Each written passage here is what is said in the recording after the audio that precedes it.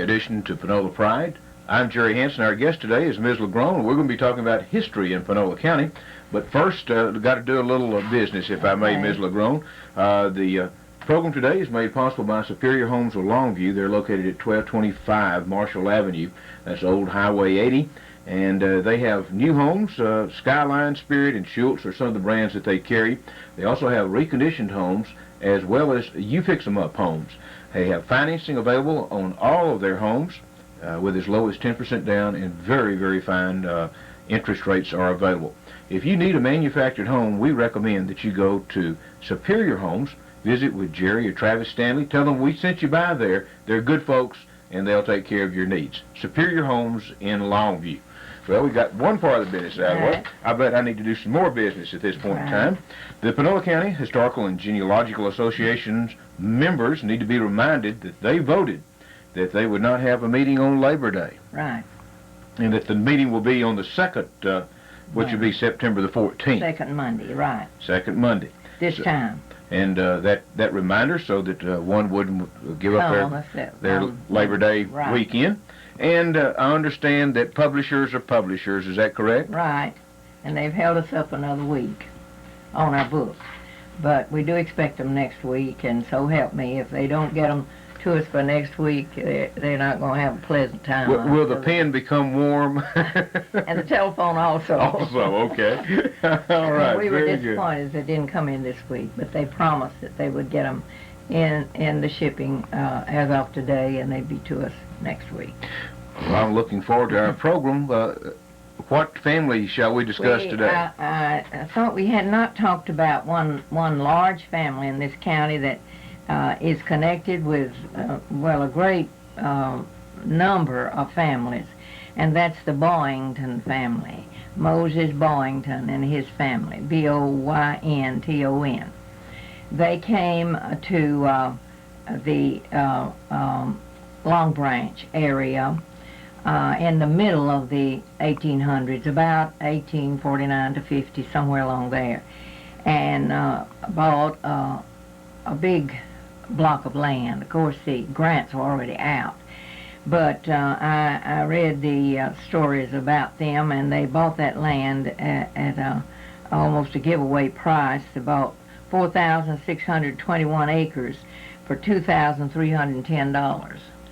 So that's about 50 cents an acre, and that's what land sold for in that day if it hadn't been improved. Mm-hmm. If it had been improved, it might go up to $1 an acre. Anyway, this was a big area of land about a mile from the center of Long Branch, and there they established their home. They were from Georgia.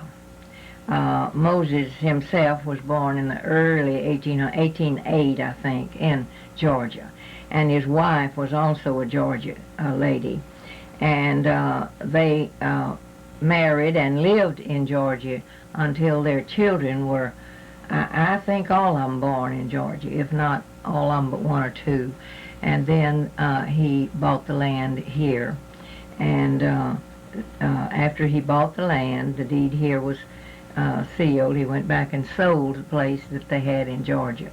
All of that is a matter of record. And they came to Texas. They got to Texas in 1851, so these notes say, bringing his family and his slaves and all of their equipment and necessities for setting up a home here. And Mr. Boynton, Moses Boynton, of course, they had 8 children, and some of them were grown by then, and so he had a pretty good workforce as they grew up, besides a good number of slaves. So they built a large house out there, and that house stood a long time. I don't think it was the first house that I saw out there, but a few years ago, the large homestead of the Boyntons was still standing, but I don't think it is now. And beside it, or just right close to it, was the Boynton Cemetery. And those early cemeteries began with family burials, and then they spread out to be community cemeteries, and that's what this one did. So it's a nice cemetery and lots of graves in it. And I meant to pull the record of that cemetery. I have walked it out and gotten the record of all the graves there. I meant to bring it to show how many Boyntons are buried there, but the original family and children and many of the grandchildren are buried there. And they married into several families. Being a large family themselves, they married into several families in that area. But some of them moved then to Carthage. And they lived, and I remember the place. It's on the Shreveport Highway, just past the old depot, on the left, where there's a fenced-in some kind of gas or oil contraption there. I don't know what kind of storage it is, but it's you know, a safety fence around it. Well, right along there is where their home was. And they were, the Mr. Boynton that settled there, I believe he was Moses and his son Lee Ford Boynton. They were lumbermen, had a sawmill. And it was said that the lumber for everybody's house came from their mill, really, for a long time. And then Mr. Lee Boynton and his wife continued to live there after the father had died. And they then, his children, married people around Carthage. And so this made the connection with so many families, and we'll mention some of those families. But going back to Mr. Moses Boynton at Long Branch, he was a very prosperous farmer. With the help that he had, he cleared a lot of land and raised a lot of cotton before the war, you know, and on after the war, but he had slaves to raise the cotton at first. And he had a cotton gin, and every big farm had a blacksmith shop, because they had an official slave or associate who did the smithing, because a big farm had to have a lot of it done. They didn't have big machines like we have now on farms, but they had to keep what they had ready to go. So the blacksmith shop was a busy place, and they ran the gin, so it was a pretty good community center of activity. In harvest time, a cotton gin was a busy place, and so all of this was part of his farm there, and it was a large farm. And I have mentioned the house. I was impressed by it. It was a large house with lots of windows, so that's why I know that they couldn't have had that house built to begin with, because they wouldn't have had that, you know, that much activity. But it was a house that had been standing a long time, I think close to 100 years. A few years ago, when some of the students were talking to me about they wished they could get a marker for it, and I told them that even though they could get a write-up of the story of the house and when it was built and everything, it hadn't been lived in for years, and they wouldn't get a marker if it was not lived in and taken care of. And so they didn't go further with that. And I think now it is gone. Most of those old houses are gone. But as I said, the children of that family scattered and married into different families. The lumber business was busy here because there was a lot of building going on in the last half of, after the Civil War. They still were running their mill, you see, and a lot of building was going on. And that was a busy business in this area. I told you that something always kicked off an idea. I had a query about the naval hero Paul Boynton, Paul Rogers Boynton, who was lost at sea, and his monument is out here in the cemetery. And somebody inquired of Mrs. Negro at the Panola Watchman, who writes stories, had inquired about him because they were writing the story of that ship. And what was the name of Ruby? What? Ruby James, I believe, was the name of the ship, and it was lost at sea. And this was just before World War II began. And he was on that ship. And his gravestone is out there, and she was inquiring, how she'd find it and what was on it. And so I went home and looked up my records on Carthage Cemetery, which I walked out along with all the others, and I could tell her what was on the gravestone. But of course I didn't know much about the ship. He was doing research on the ship and the men that went down with it. And the whole ship was lost, and this was a tragedy. Evidently it was a part of the war effort before we got into the war. Anyway, that's what got me onto the Boyntons, Paul Rogers Boynton. His father had married a Rogers, and so his name was Paul. Actually, his mother's father, I think, was Paul Rogers, and so he became Paul Rogers Boynton.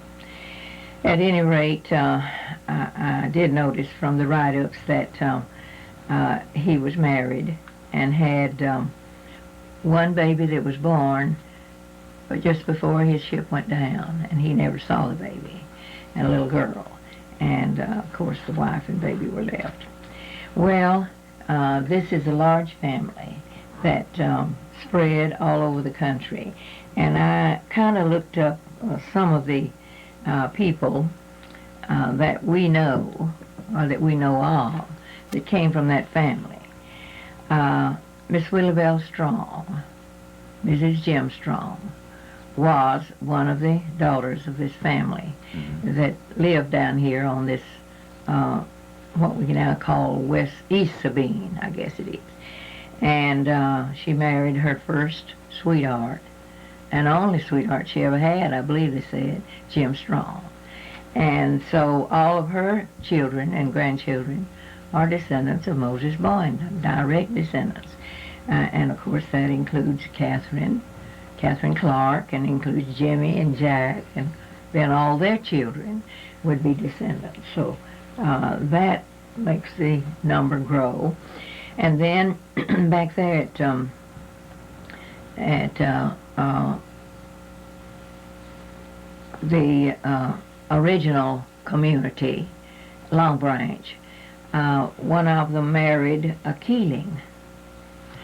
And so we have Keelings that are direct descendants of Moses Boynton. That is John Ben and Randolph have both, John Ben and his wife Catherine live here now, and I don't know whether Randolph and his wife live in this county. They did, out there at the old Keeling home place. So their children and grandchildren are direct descendants.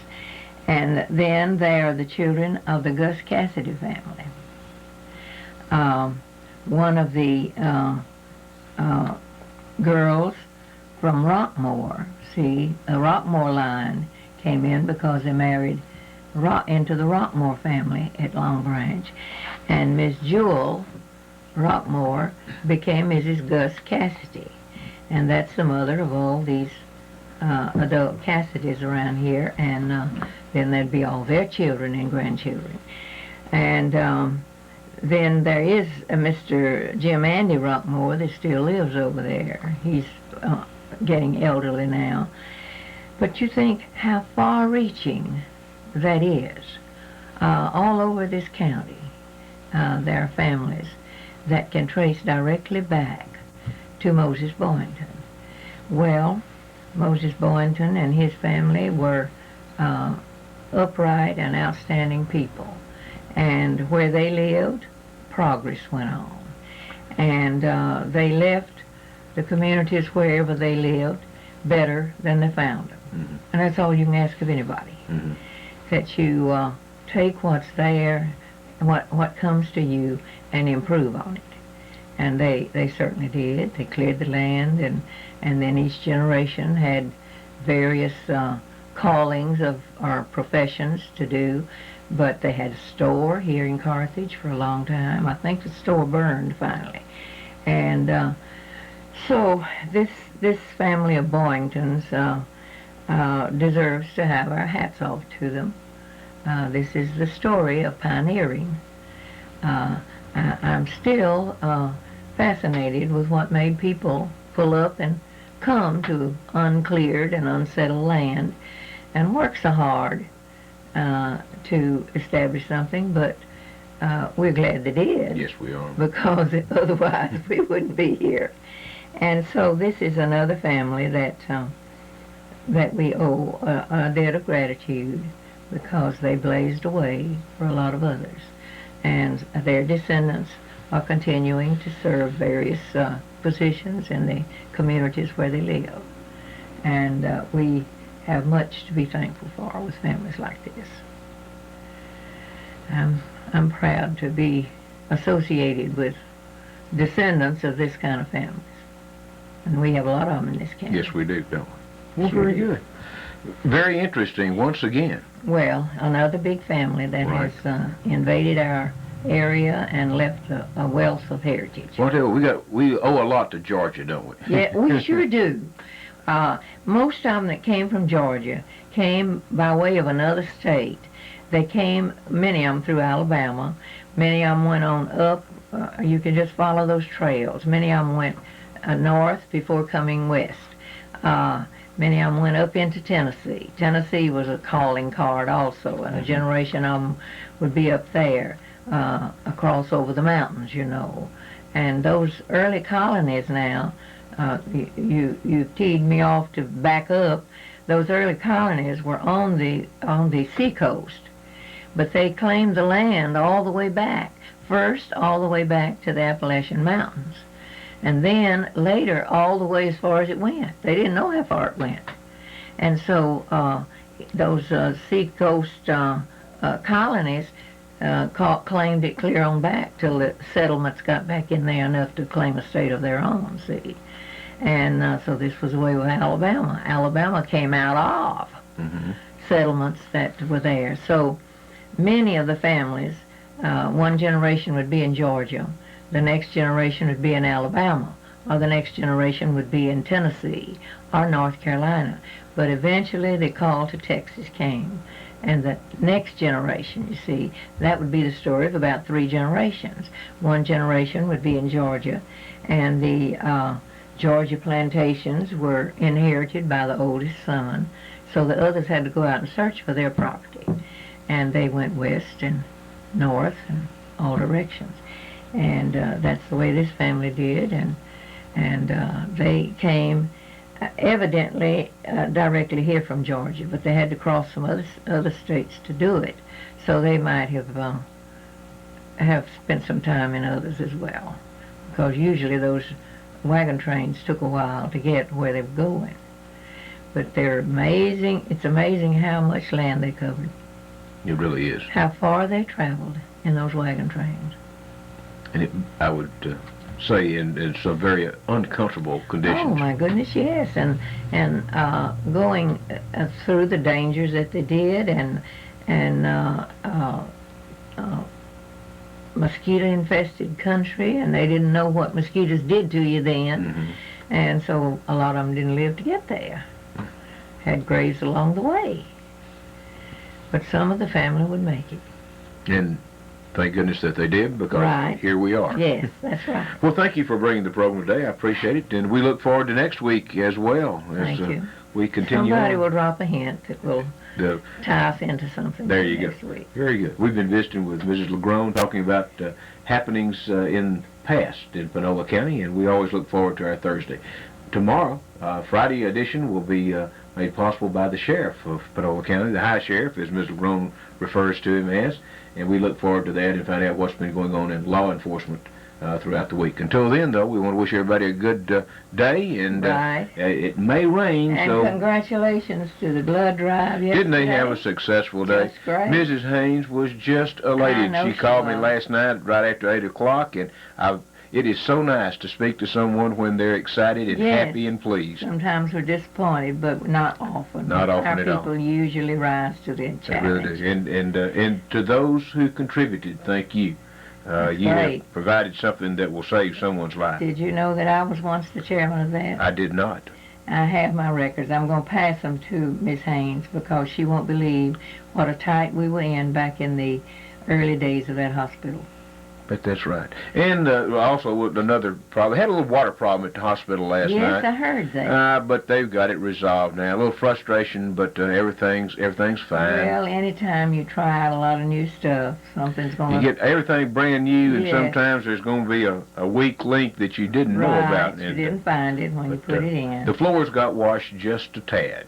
Well, that's good. Just several hundred maybe gallons they've of been water. fed. But most of it went right out the door. It was very lucky that the It problem. didn't stand. No, the problem was right at the emergency room door that the outpatients go in and out of, Uh-huh. and we were able to. The fire department, I shouldn't say we. Uh-huh. The fire department was able Channel to it right out. channel it right outside the door there, and And it didn't stand long. didn't. I don't. Well, Didn't there's going to be some walls messed up and some drywall, but it only won't minor be, things. The floor won't be damaged permanently. No, nor was any of the emergency room equipment bothered at all. Right, So that's that right. part's very good too. Well, those things happen. They do for a fact. I guess we better let the news happen Yes, I guess and we find out what there else are is going some on. things happening in other places. Thank you again for being with us, and we'll see you next week. Our Thank viewing you. listening audience, we hope that you have a great day. We'll see you at this same time tomorrow.